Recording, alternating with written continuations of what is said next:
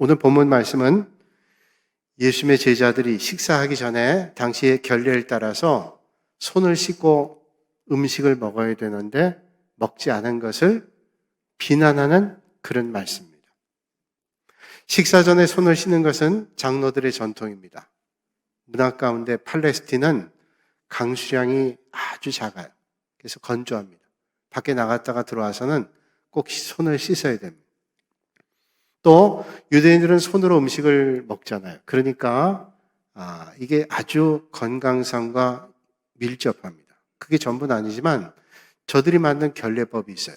장로들의 전통에 따라서 결례법. 그 결례법 가운데 야다임이라고 하는 탈무드의 소책자를 보면 한 통의 물을 가지고 한 손을 씻으면 결례법엔 맞지만 한 통의 물을 가지고 두 손을 씻으면 그건 안 된다는 거예요.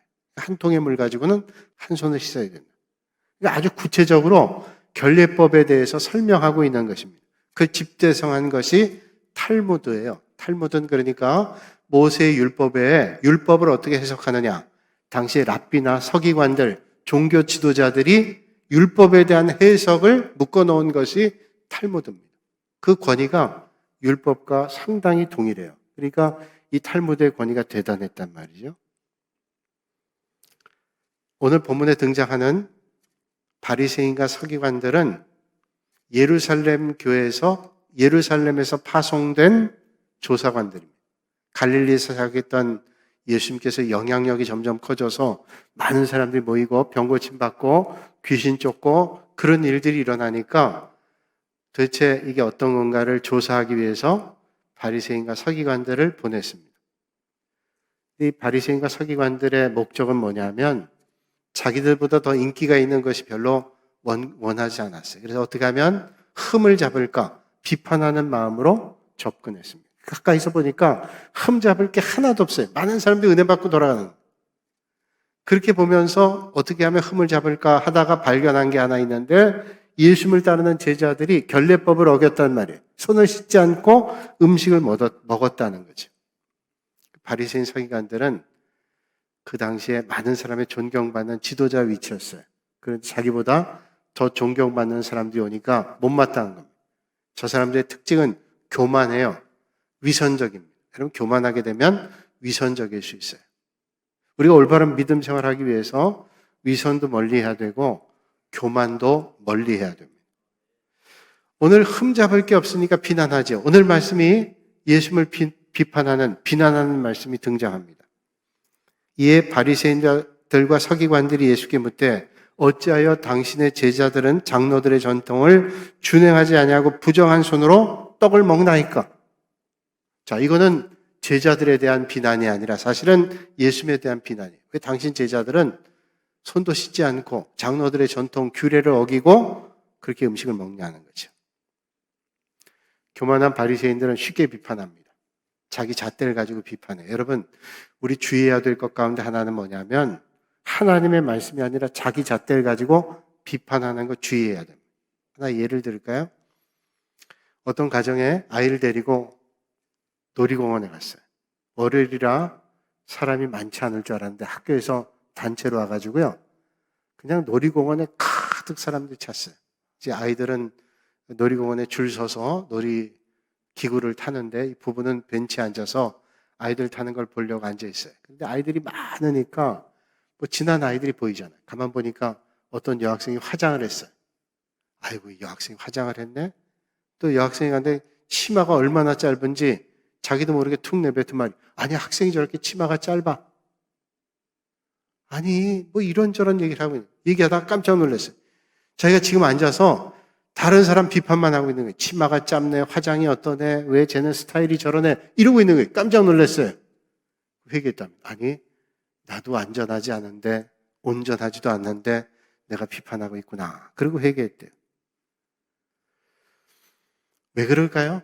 그럼 왜 이 사람은 그 벤치에 앉아서 그렇게 비판하고 있을까요? 가만 생각해 보니까 놀이기구를 타지 않으니까 비판하는 거예요. 놀이기구를 탔더라면 비판할 시간 없어요. 왜? 소리 지르는. 근데 참여하지 않으니까 가만 앉아서 비판하는. 저 치마가 짧네, 화장을 했네, 뭐 어떠네.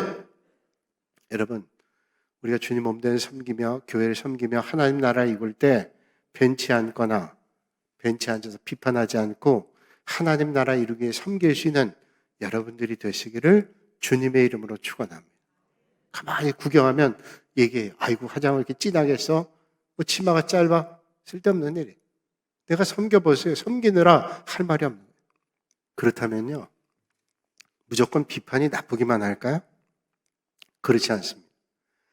사람이 비판을 달게 받으면 좋은 비판은 우리 성장하게 해요. 왜냐하면 자기는 자기를 볼 수 없기 때문에 누군가 좀 긍정적 비판해주면 아이고 그래 내가 그런 점이 있나 보다 생각하게 돼요. 또 성숙하게 해요. 특별히 학문의 분야 같은 경우는 비판을 꼭 하라 그러잖아요. 완벽한 논리가 어디 있어요. 그러니까 비판하죠. 그럼 비판 통해서 강화가 됩니다. 그래서 좋은 실력을 갖게 돼요. 성장하고 성숙하게 됩니다. 그러니까 정당한 비판은 달게 수용하고 개선해야 됩니다. 그런데 문제는 비판을 위한 비판받을 때 있어요. 흠잡기 위해서. 오늘 예수님께 서기관 바리새인들이 나와서 자, 어떤 흠을 잡을까? 그런 비판은 우리가 달게 받을 게 없죠. 그런 비판에 우리는 주눅들지 말아야 돼요. 담대하게 그때 하나님의 말씀 앞으로 은혜 앞으로 나가야 되죠. 흔들리지 않아야 돼요. 19세기의 유명한 설교가 가운데 라이먼 비처라고 하는 사람이 있어요. 아주 유명한 설교가예요. 설교학을 공부한 사람들은 이 비처라고 하는 분 아주 유명하다는 거 알아요.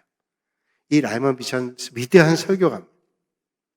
그런데 이 위대한 설교가에도 비판하는 사람이 있어요. 뭐 쓸데없는 거 가지고 비판 많이 합니다. 그 모습이 안타까웠던지 교인 가운데 한 사람이 비처 목사님에게 그랬어요. 목사님, 그 비판 그냥 듣고 계시면 안 됩니다. 그러면 사람들이요, 그 비판이 진짜인 줄 알아요. 그러니까 목사님도 좀 대응하세요. 듣고만 있으면 안 됩니다. 그럼 사람들이 그게 맞다고 생각해요. 일리 있는 말이죠. 그러자 비처 목사님이 그런 말 하신 분에게 말했어요. 집사님, 제가 청년 때 경험이 하나 있어서 제가 아무 말도 않습니다. 제가 한번 산에 갔다가 어두컴컴한데 앞에 짐승이 나타나서 얼마나 놀랐는지 몰라요. 그래가지고 놀라가지고 순간적으로 들고 있던 책을 집어 던졌습니다. 몇 권 던졌던 짐승이 돌아갔는데 짐승은 갔는데 얼마나 심한 냄새가 나는지 악취가 나는지 제가 그 냄새 맡고 죽을 뻔했어요. 그 동물이 스컹크였습니다. 그게 스컹크가 책을 피하느라고 악취를 풍기고 간 거예요. 제가 그다음부터는 아유 그러거나 말거나 책 안 던진다 생각했어요. 왜? 그 냄새 맡고 죽을 뻔했어요. 생각하게 하는 말이죠. 여러분 어떤 때는 우리에게 건강한 비판할 때 이런 거 좀 한번 고치면 좋겠다. 말하는 사람도 지혜롭게 해야 되겠지만 달게 받으면 그게 유익할 수 있어요. 그래요. 그런데 그렇지 못한 비판, 흠잡으려는 비판 있죠? 그런 거에 너무 주눅들 거 없어요. 주눅 들어가지고 흔들거리면 주님 몸 된 게 어떻게 섬길 수 있어요? 여러분 섬기는 사람이 비판받죠? 안 섬기는 사람은 알지도 못해요. 어디에 뭐였는지 알지도 못해요. 미국의 초대 대통령 워싱턴을 비판한 사람 많았어요. 반역자, 위선자, 사기꾼. 대통령이 그런 비난했어요. 또 3대 대통령 토마스 제퍼슨에게도 똑똑한데 바보라고 탁상공로만 한다. 머릿속에 생각만 하지 행동은 안 한 바보라고 제퍼슨 비난했어요. 우리가 사는 위대한 대통령 링컨에게도 비열하고 흉악하고 심지어는 원숭이 같은 놈이라고 비난했어요. 자, 비난해서 아무것도 못했나요? 그는 사명을 붙잡았어요. 세상에 흠없는 사람이 어디 있어요? 비판받을 수 있어요. 그러나 부당한 비판에 매번 마음이 흔들리면 주님의 일을 할 수 있겠어요? 아무 일도 못합니다. 정당한 비판은 달게 수용하고 성장과 성숙의 계기를 삼고 그렇지 않은 것은 하나님의 은혜 앞으로 나가는 거죠. 태산처럼 흔들리지 않고 주님의 일을 당당하게 감당하는 겁니다. 자, 그렇게 말은 하지만 그럼에도 참고 견디는 거 쉽지 않습니다. 자꾸 상처를 받으면 말할 때 상처받은 얘기만 해요. 주의해야 되는데 왜? 쉽지 않기 때문에 그래요. 그러면 예수님 비판받을 때 어떻게 하셨을까요? 우리가 세상에 지혜 있는 사람이나 공부 많이 한 사람이나 똑똑한 사람의 말을 따르는 게 아니라 믿음의 생활은 하나님의 말씀 따르는 거죠. 그러면 주님은 말씀을 보면 어떻게 하셨을까? 이게 오늘 우리에게 가르쳐주는 그런 내용이죠. 자, 바리새인과 사두개인의 질문을 받고 주님 말씀했습니다. 오늘 본문 6절 이하에 주님께서 하신 말씀이에요. 이르시되 이사야가, 자, 이사야 선자가 예전에 하신 말씀을 예수님께서 인용합니다. 너희 외식하는 자에 대하여 잘 예언하였도다. 기록하시되 이 백성이 입술로는 나를 공경하되 마음은 내게서 멀도다. 자, 너희들이 입술로는 공경하는 것 같지만 마음은 진심이 없어. 이런 말이에요. 사람의 계명으로 교훈을 삼아 가르치니 나를 헛되이 경배하는, 하나님의 말씀을 따라야 되는데 사람의 계명으로 교훈을 삼아서 가르쳐요. 그러니까 너희들이 헛되다는 거예요. 그러면서 하나님의 계명은 버리고 사람의 전통을 지킨다. 이렇게 말해요. 하나님의 말씀을 따라야죠. 여기 하나님의 계명은 하나님의 말씀 따라야지, 하나님의 말씀 따르지 않고 사람의 전통, 결례를 가지고 비판한다는 거예요. 하나님이신 주님 앞에서 비판하고 있어요. 얼마나 어리석어요. 하나님의 계명이, 하나님의 말씀이 전통보다 중요하다는 것을 우리에게 말씀해 주고 있어요. 자, 그렇다면 이런 질문이 생겨요. 아니, 목사님, 전통도 중요하죠? 전통 중요합니다. 좋은 전통은 얼마나 중요한지 몰라요. 우리가 알아야 될 것은 전통이라고 다 무시하면 안 돼요. 좋은 전통, 이거는 우리에게 아주 좋은 유익을 주기 때문에 좋은 전통으로 이어지는 거예요. 나쁜 것도 이어지지만 그 나쁜 거는 자꾸 없애고 좋은 전통만 세워나가야 되죠. 교인들이 예배당 들어오면 여러분 어떤 좋은 전통이 있어요? 예배당 들어오면 하나님 앞에 기도합니다. 하나님, 오늘 저에게 은혜 주세요. 또 오늘 예배당 이렇게 인도해 주셔서 감사합니다. 이런 전통이죠. 어떤 교회를 가도요, 다 예배당 가면 그렇습니다. 오자마자 떠드는 사람 없어요. 다 와서 기도하죠. 제가 가평에서 목회할 때인데 그때 유치부 아이들이 예배당 들어왔는데요. 그 추운 겨울에 맨바닥에 앉아가지고 어른들은 방석이라도 갖다 깔 줄 아는데 유치부 아이들은 와가지고 맨바닥에 무릎을 꿇고 기도하더라고요. 애들이.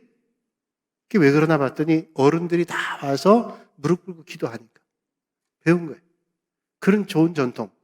우리 한국교회 직책 가운데 서리 집사라고 있습니다. 보통 우리가 집사라고 부르지만 서리 집사가 있고 안수 집사 있잖아요. 서리 집사는 뭐냐면 옛날 배움도 작고 신앙의 연조가 짧을 때 교회에서 일은 해야 되는데 사람이 없어요. 그래서 임시로 집사 직분을 주는 겁니다. 그래서 몇 년 보고 잘하면 집사로 이제 뽑죠. 그러니까 서리 집사는 1년에 한 번씩 계속 갱신하는 거예요. 이게 좋은 전통입니다. 그건 직전 좋은 전통이죠. 이런 전통을 무시하면 안 되죠. 시집간 젊은 세대기 시댁에 이게 잘못됐고 저게 잘못됐고 어리석은 겁니다. 직장에 처음 출근한 사람이 이 회사는 이것도 잘못됐고 저것도 잘못됐어요.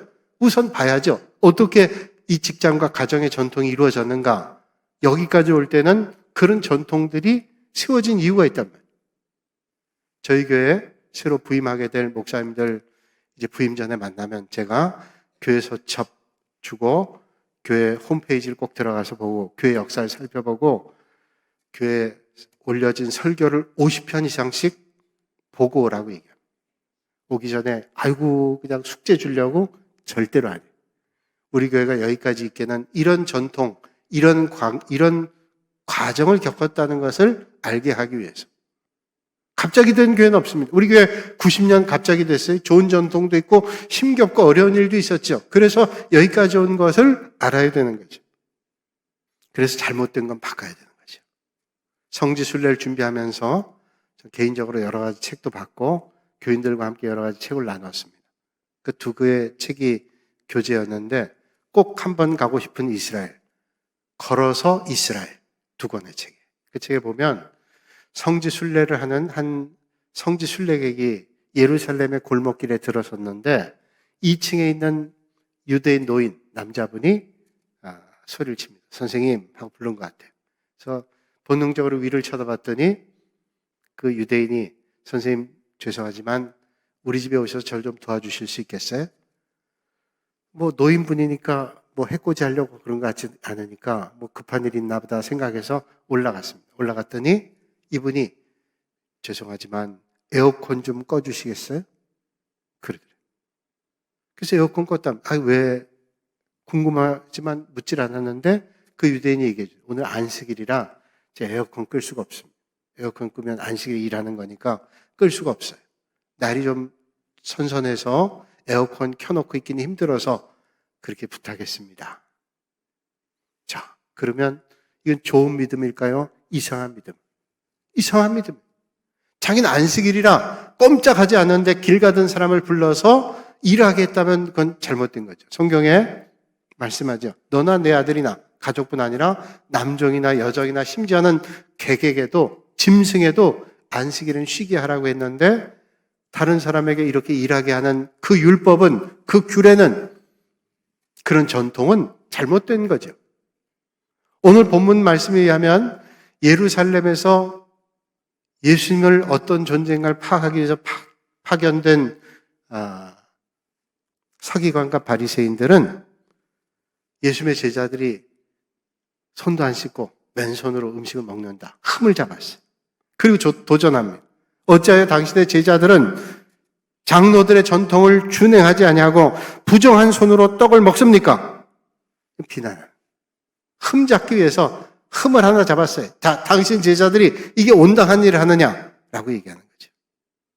예수님께서는 저들의 중심을 알았어요. 너희들이 정말로 하나님의 말씀대로 살기 위해 그런 게 아니라 힐난하고 비난하기 위해서. 그래서 주님 말씀하죠. 너희 외식하는 자에 대하여 잘 예언하였도다. 이 백성 입술로는 나를 공경하되 마음은 내게서 멀도다. 그러면서 구절이하여 오늘 읽지 않았지만 고르반 전통을 설명해 줍니다. 고르반 전통이 뭐냐면 하나님께 드리는 예물이에요. 당시에 유대인 가운데 하나님 앞에 예물을 드리고 부모를 섬겨야 되는데 부모를 섬길 게 없어요. 그래서 너무 안타까운 마음으로 제가 고르반 했습니다. 그래서 부모님께 어떻게 할 게 없습니다. 그러면 사회적으로 용인합니다. 저 사람은 하나님께 했으니 부모에게 할 게 없구나. 그래서 인정해주고 용인해줘요. 왜? 율법에 부모를 공경하라 그랬잖아요. 근데 부모를 공경하지 않았어요. 그런데 하나님 앞에 드려서 드릴 게 없어서 내가 섬길 수 없어서 이렇게 됐습니다. 인정해요. 그래. 하나님 먼저 하느라고 그랬구나. 그런데 문제는 뭐냐면 외식하는 자들이 이걸 가지고 하나님 앞에 드리지도 않고 거짓말로 하나님께 드렸기 때문에 부모님께 공경할 게 없습니다. 라고 거짓말하는. 중심이 거짓말이죠. 잘못된 거죠. 예수님께서 그래서 이런 사람들에 대해서 뭐라고 해요? 외식하는 자라. 오늘 마가복음 외식하는 자라고 그러지만 마태복음 14장에 말씀하기를 외식하는 자들아 이렇게 말씀. 외식이라는 건 뭡니까? 외식이라는 말 뜻은 연극하는 배우가 연극하는 거예요. 너희들 연극하지 마라. 외식하지 마라. 말로는 하나님 공경한다고 연극하지만 너희들 중심은 하나님을 공경하지 않은 거짓이다. 진실함이 없다. 말씀하는 거예요.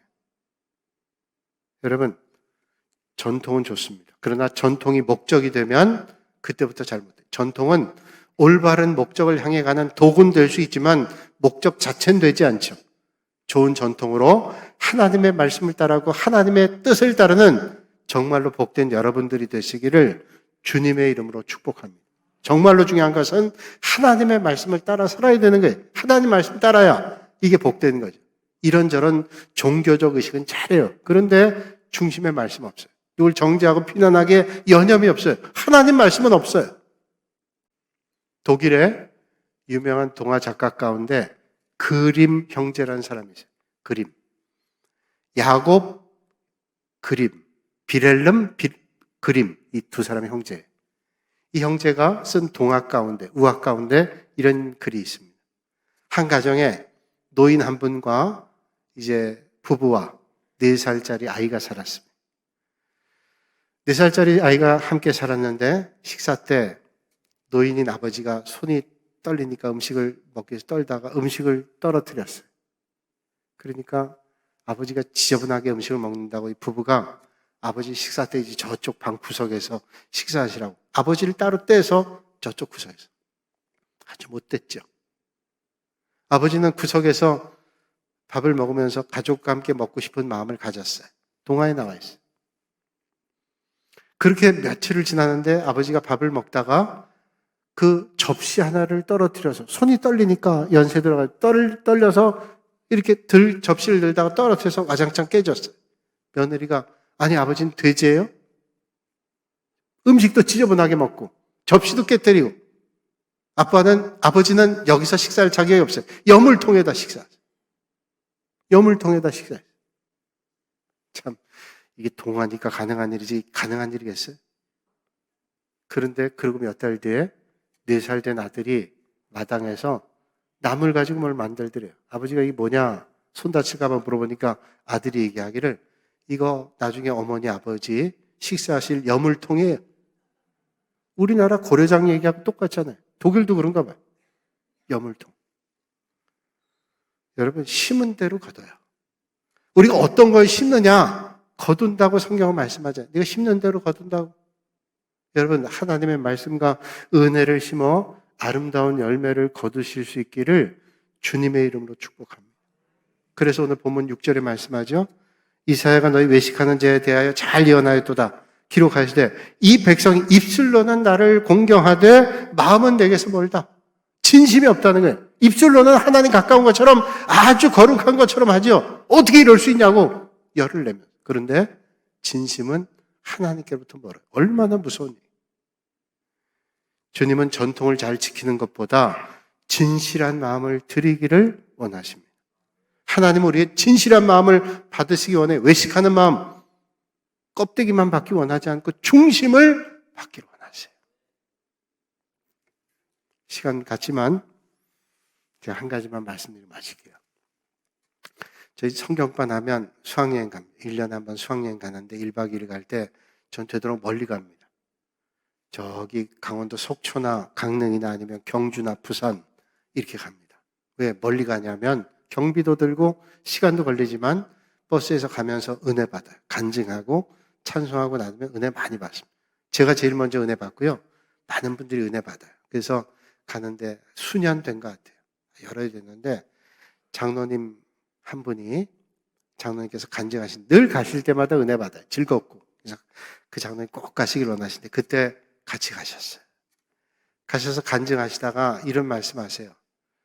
본인 친구 장로님 얘기를 하시는데 그 장로님도 월남전에 참전하셨고 친구분도 월남전에 참전하셨어요. 그 친구분에 대한 간증을 해주시는 거예요. 그 친구가 월남전에 참전하는데 지원을 했대요. 여러분, 전쟁터에 가는 게 목숨 걸고 가는데 지원하기가 쉽지 않죠. 차출당하면 아이고 죽으면 어떡할까 하고 가는데 이분은 지원해서 가셨. 안 가도 돼요. 그게 왜 갔냐면 믿음 때문에 갔대요. 아니, 믿음 때문에 전쟁터에 간다? 이해가 안 돼요. 뭔가 했더니 장로님 말씀하시기를 그 교회가 성전을 건축하는데 건축헌금을 하고 싶은데 못했대요. 그래서 전쟁터에 나가면 월급을 많이 준다 그래서 그 월급을 모아서 하나님 앞에 성전 건축하기 위해서, 헌금하기 위해서 전쟁터에 가셨대요. 그 목숨 건 거 아니에요. 내가 목숨 걸고 하나님 성전 건축해서. 그분이 저기 군산의 하재에 어떤 게 장로님이시래요. 참 훌륭하신 분이다. 그건 훌륭한 정도가 아니죠. 도저히 너무 힘든 일이죠. 목숨 걸고 전쟁터에 가셔서 하셨어요. 근데 거기서 믿음이 좋으니까 군정병으로 선발이 돼가지고 군목 목사님과 헬기 타고 다니면서 전도했대요. 예배드리고. 그분이 그러셨다.